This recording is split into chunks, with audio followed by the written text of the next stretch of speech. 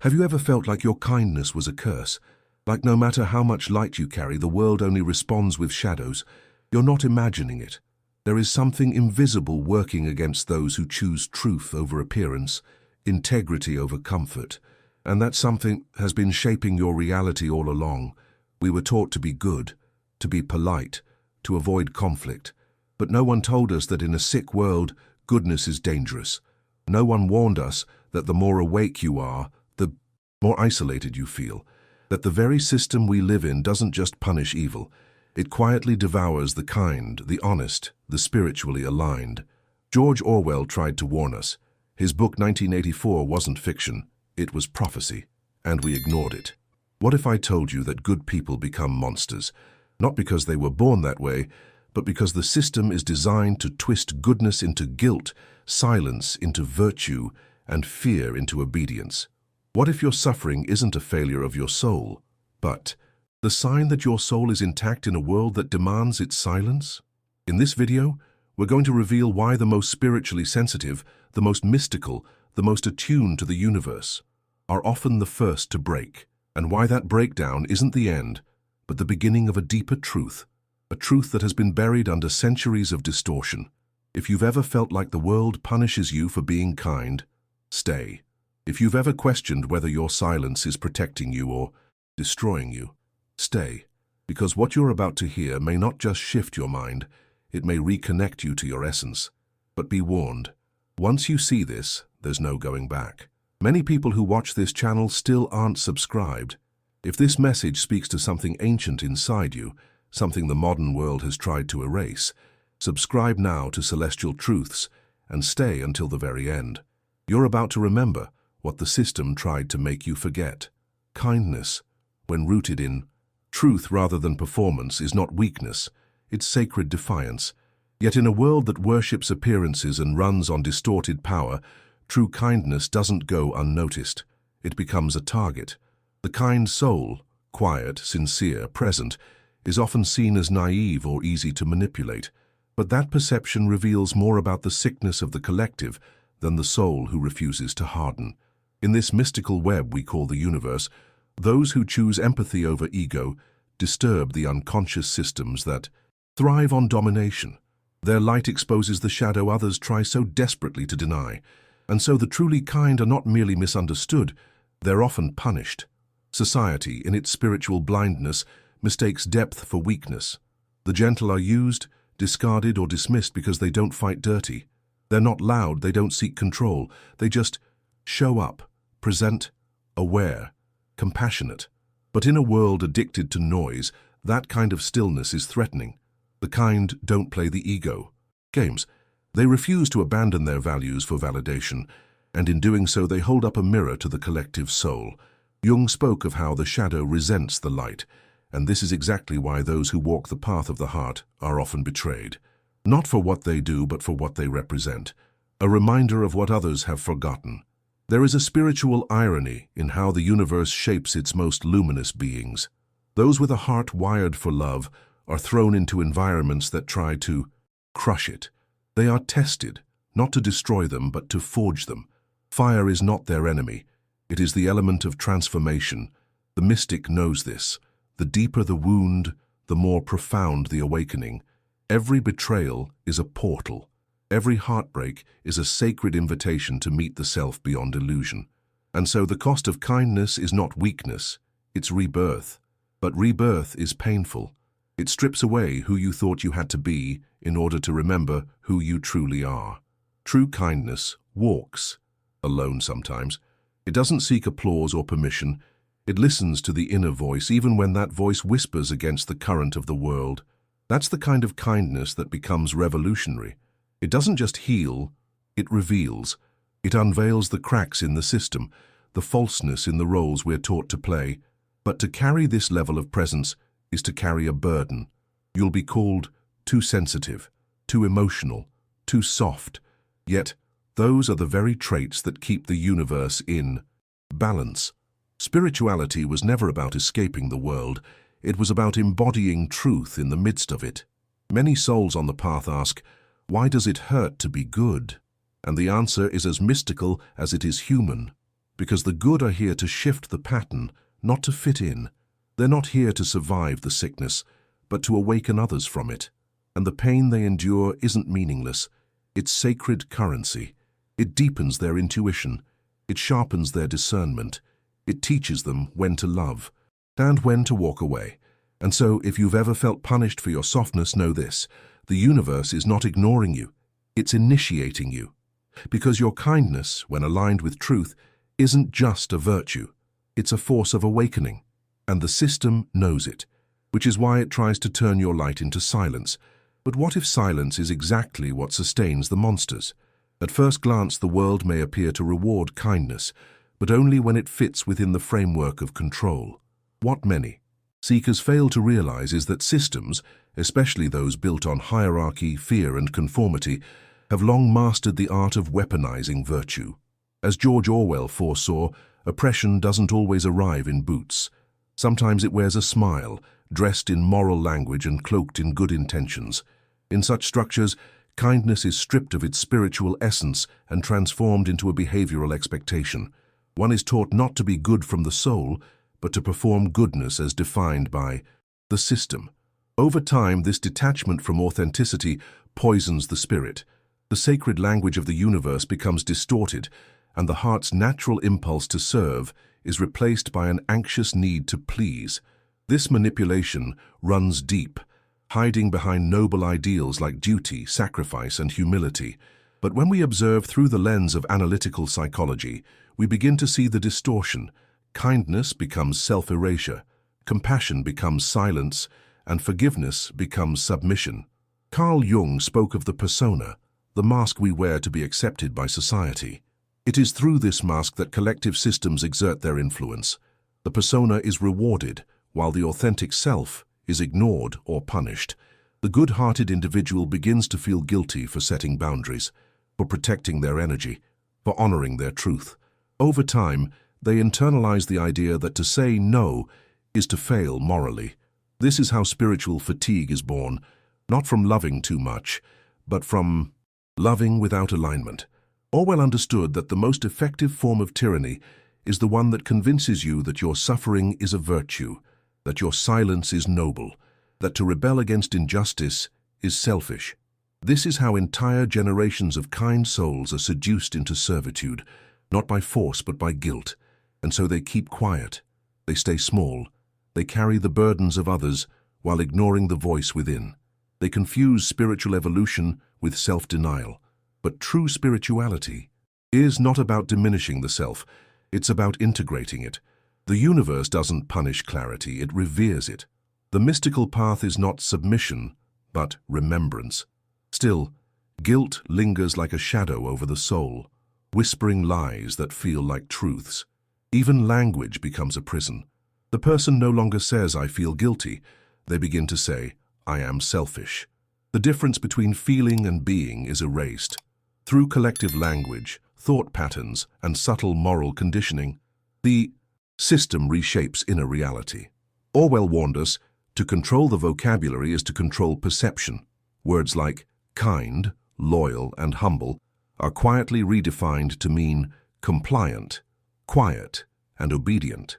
Those who question the illusion are labeled as dangerous, divisive, or egocentric, but the awakened soul begins to see through this narrative. They understand that guilt is not a compass of the spirit, it is a tool of distortion, and the only antidote is awareness. This is the sacred turning point. The seeker begins to differentiate between imposed guilt and intuitive truth. Through introspective rituals, such as reflective writing, decoding synchronicities, meditating on archetypal dreams, they begin to reclaim their autonomy. The weight begins to lift, the fog begins to clear, and slowly, courage rises. Not the kind that shouts, but the kind that quietly reclaims space. The kind that says, "I will not betray myself to belong." The moment the kind reclaim their voice, the machinery of guilt begins to break. And what follows when the silent ones begin to speak? That, dear traveler, is the whisper of revolution dressed in the robe of spiritual clarity. Let us now turn toward the silence that sustains oppression. Evil rarely announces itself with fangs and fury. More often it wears a polished mask, well-spoken, charitable, righteous even. It walks the streets dressed in civility, hiding behind institutions, customs, and rules. Orwell saw this long before the world was ready to hear it. Evil thrives not because of tyrants, but because of the silence of the good. The mystical path teaches us that silence is never neutral. In a universe made of vibration, every word not spoken, every truth not lived, becomes a shadow on the collective soul. When good people look away, pretend not to see, or justify the unjust to maintain peace, they unknowingly nourish the very forces they wish to avoid. The silence becomes a spell, and the world falls asleep under its awe. Wait. It is not the monstrous that keeps systems alive. It is the ordinary. The kind teacher who says nothing about the cruelty in the curriculum. The spiritual seeker who avoids negative energy by denying real injustice. The healer who refuses to confront the sickness behind the smile. Evil doesn't need loud followers, it only needs quiet saints. As Jung warned, people will do anything, no matter how absurd, to avoid facing their own souls. The avoidance of discomfort becomes complicity, and slowly, the line between kindness and cowardice begins to blur. The good soul begins to shrink. The mystical fire within dims, and in that dimming, space is created for monsters to bloom. But this silence isn't always conscious. Many good people are exhausted. They've been hurt, betrayed, made to feel that speaking out leads only to pain. And so they retreat, they meditate, they write in journals, they disappear. Spirituality becomes a shield instead of a sword. They forget that awakening isn't just about inner peace, it's about integrity. True spiritual awakening requires voice. It requires the courage to say, "This is not right," even when your voice shakes. The universe doesn't just whisper in dreams, it roars through injustice. And when we ignore those roars, we are not avoiding darkness, we are feeding it. To remain silent in the face of soul-deep wrongness is to reject the call of the self. The mystic knows there is a time to be still and a time to speak. The key is discernment. Silence, when it comes from fear, is not peace, it's paralysis. And the universe never intended for the awakened to remain asleep with their eyes open. Those who carry light were not meant to keep it hidden. The silence of the good is not harmless. It is the soil in which quiet cruelty grows. In spiritual terms, it is a betrayal of one's divine essence. To hold truth and not share it is to withhold medicine from a dying world. Evil does not demand that you agree with it. It only asks that you do nothing, that you close your eyes, that you smile and stay silent. That is how it wins, not through conquest, but through consent. So ask yourself, in what ways have you silenced your own truth? What parts of you are still hiding to protect harmony that doesn't exist? The moment you recognize that, the alchemy begins. When you speak, not from ego but from soul, you break the spell. You remind the universe that light still moves through flesh, that awakening is not a myth, that kindness can roar when needed. And the moment the good begin to speak, the illusion of the system begins to fracture. Evil may be loud, but truth echoes deeper. And now, in this time of spiritual crisis, we must ask, what happens when language itself is turned into a weapon? Words are not just tools for communication, they are spells. Each one carries vibration, meaning, and unconscious symbolism. And in the wrong hands, language becomes a weapon. Orwell knew this. He saw how entire civilizations could be reprogrammed, not through force but through the careful manipulation of vocabulary. Today, this ancient warning echoes louder than ever. Words like freedom, compassion, and truth have been reshaped to fit a narrative that controls rather than liberates. In a spiritually disconnected society, language is no longer used to reveal reality, it is used to distort it. The universe speaks in symbols, but the system hijacks those symbols, repackaging them to serve its illusion. And the result? Population that forgets how to think, and worse, forgets how to feel. Consider the word censorship. In many spaces, it's now called protection. But protection for whom? From what? Silence becomes a virtue when it serves the dominant narrative. Similarly, lies are rebranded as empathy, and forced conformity is sold as unity. This is not just political, it's psychological, it's spiritual. When the meaning of words is inverted, the collective psyche fractures. Jung taught us that when symbols lose their true meaning, the unconscious rebels, it sends dreams, restlessness, anxiety, anything to alert the self that the soul is being deceived. But when the deception is reinforced through every headline, every social script, and every polished phrase, the spirit begins to surrender. The mystical thread connecting humanity to truth is severed, word by word.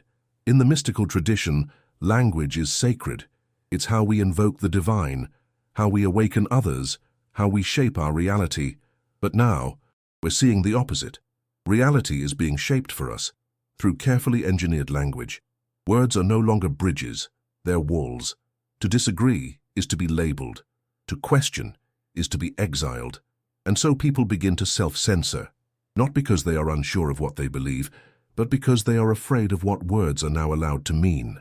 Spirituality becomes diluted, mystical insight becomes woo-woo, and individuality is reduced to rebellion. The system doesn't need to ban your thoughts. It only needs to redefine the words you use to express them.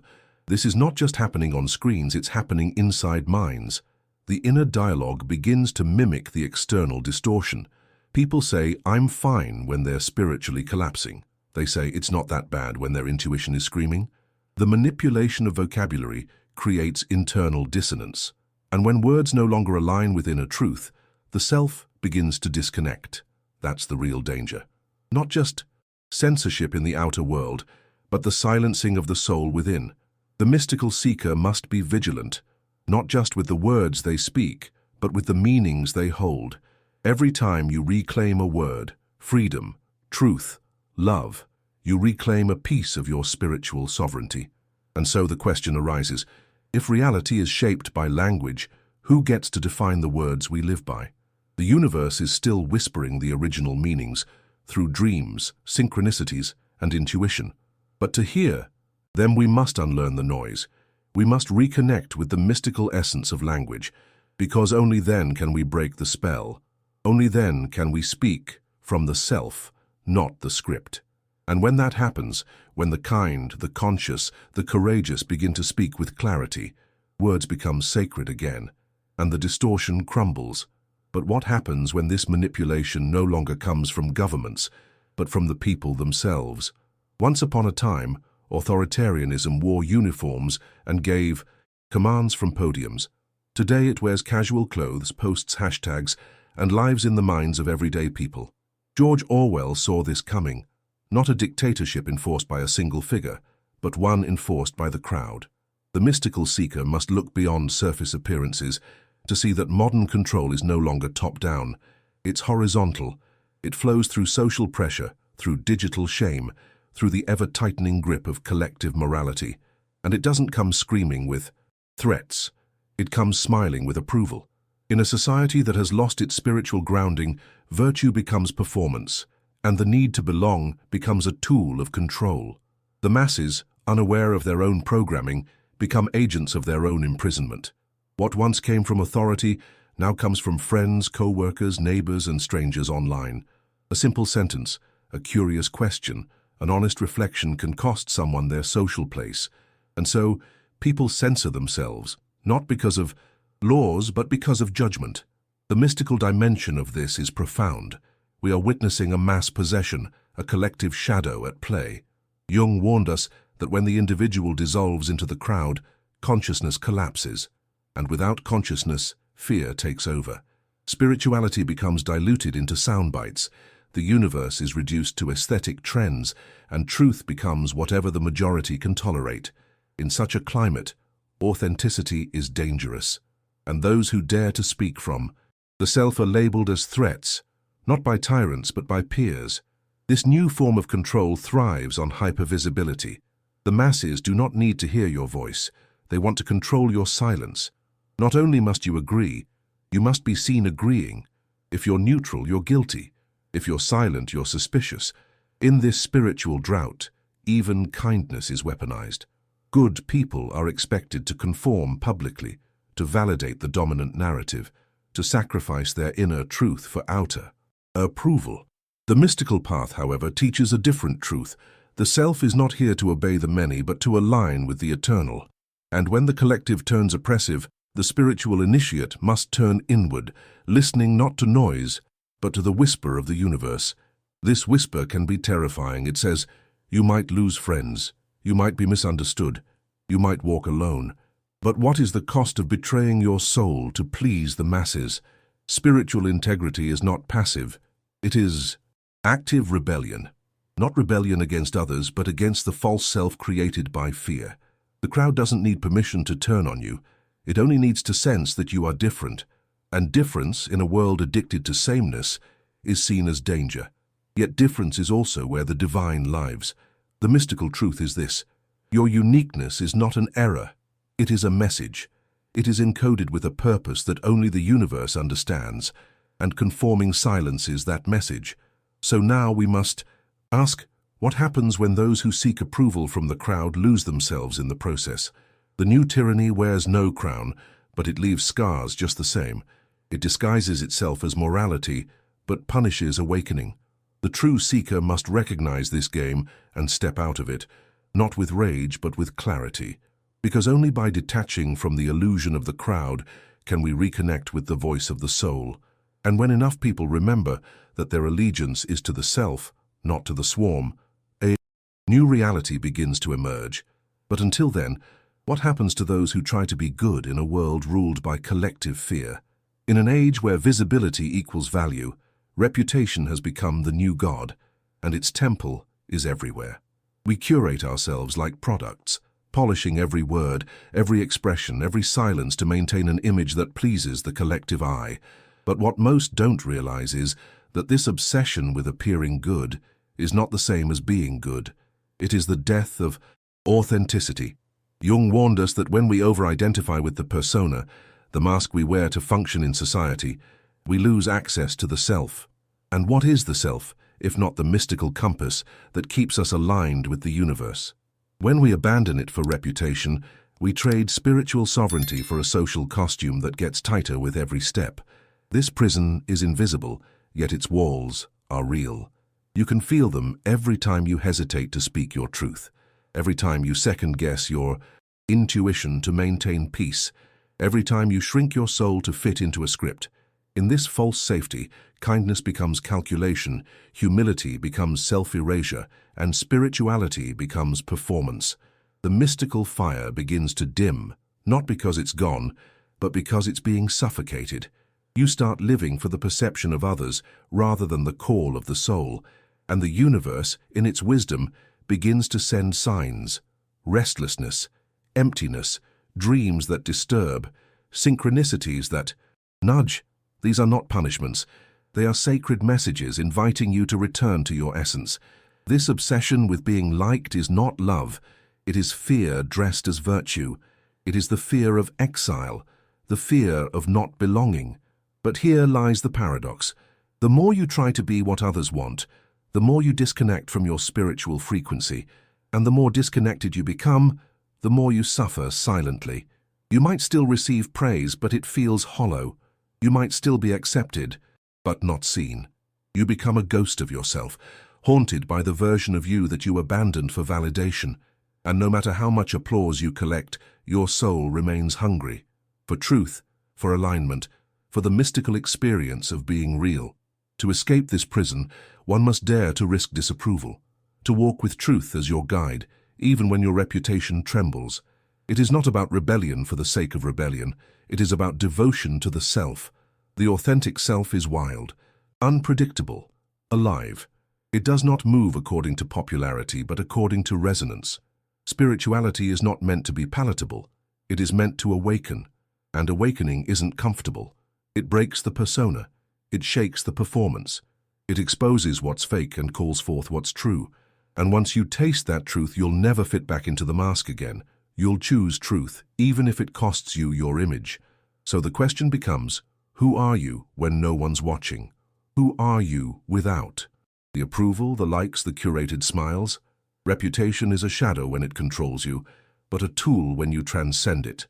The mystical path teaches us to become transparent, not invisible, but clear, to live in such alignment that no mask is needed, because the self is enough. But to get there, one must first break free. And when you do, something extraordinary happens. Your voice returns, your presence deepens, your connection with the universe expands, and reputation? It no longer imprisons, it becomes irrelevant. But what kind of world calls that kind of truth dangerous? True kindness is not passive. It is not the smiling submission we were taught to perform, nor the polite avoidance of conflict that keeps systems of distortion intact. Real kindness is wild. It challenges, confronts, and awakens. It is not afraid to disrupt comfort in the name of truth. In a world conditioned to confuse goodness with obedience, those who practice genuine kindness appear dangerous. But this is no coincidence. The universe has always sent its truest messengers, not to blend in but to challenge the illusion. As Orwell revealed, and as mystics have always known, the good are often hunted not because they cause harm, but because they refuse to participate in it. And that refusal is revolutionary. Look back through the lens of time. Who were the ones silenced, imprisoned, or even crucified? It wasn't the wicked. It was the ones who dared to live in truth.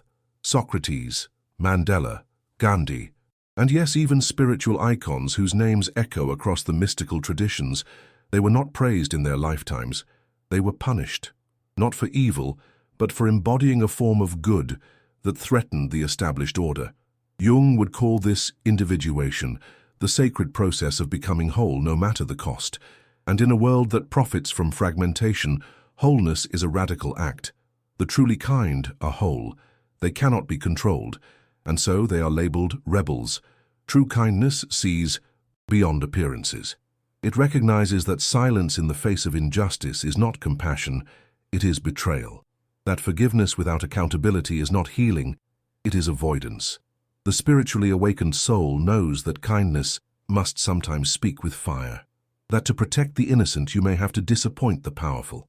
And so kindness becomes a sword, not just a balm. It becomes the force that breaks cycles of generational silence. It becomes the voice that refuses to let the mystical truth be buried by social expectations, and that more than any other act threatens the foundation of every corrupt system. This form of kindness is deeply spiritual because it comes from the self, not the persona. It is not reactive, but grounded in awareness. It is mystical in nature, guided by dreams, synchronicities, inner vision. The universe speaks through the truly kind, those who walk with humility but do not flinch in the face of injustice. They are not loud, but their presence shakes the ground. They are not many, but their impact echoes through time. Their kindness is not conditional, it is rooted in clarity. And when the world tells them to look away, they choose to look deeper. That is what makes them dangerous to illusion and sacred to truth. So perhaps we've misunderstood kindness all along. Perhaps it was never meant to make people comfortable, but to help them awaken. Perhaps the kindest thing we can do is refuse to participate in what kills the soul. The mystical path is not paved with compliance. It's marked by courage. And those who walk it, though they may lose popularity, gain something far more profound, alignment with the universe. And once that alignment begins to flow, there is no going back. The self is awakened. The spell is broken. But now we must ask, what happens when the last form of rebellion is remembering what it means to be truly human? George Orwell didn't write 1984 to entertain. He wrote it as a warning, a sacred mirror held up to the future, a future we are now living. But unlike the dystopia of fiction, our chains are not metal. They're digital, psychological, invisible. The system no longer needs to impose, it only needs to distract. And in this modern dream, many have fallen asleep. Kindness has been tamed. Truth is filtered through algorithms. Freedom is traded for comfort. We walk through the world like ghosts, scrolling through illusions, numbing our discomfort, avoiding the call of the self. And still, the universe whispers, wake up, because if we don't, we will forget that we were ever meant to be whole. This isn't just about politics or surveillance. It's about soul loss.